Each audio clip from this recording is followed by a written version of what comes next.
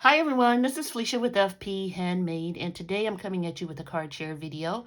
I'm joining hashtag 2crafters1design and hashtag #SatMoreMakes.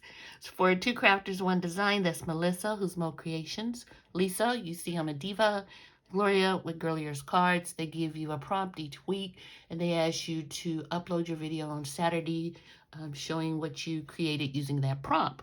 #SatMoreMakes is Jill. She's Jillian, Norwood Designs, Greenwood Girl Cards, and she wants you to craft during the week and then share your designs on Saturday morning.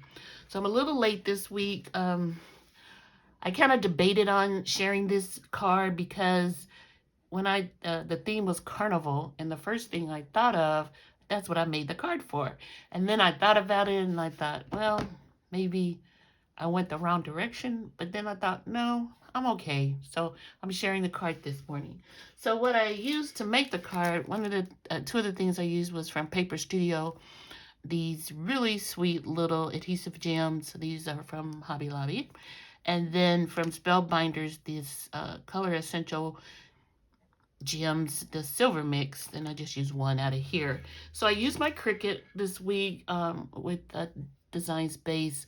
I love that this has been a chance for me to use my Cricut more often than I do. So I am really excited about that. So let me share the card. So like I said, this week's theme was Carnival. So my first thought was the Mardi Gras, because they call it a Carnival too.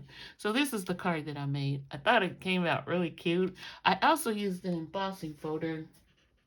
I always forget to leave the embossing folder out, but it's one of my favorites that I've used before.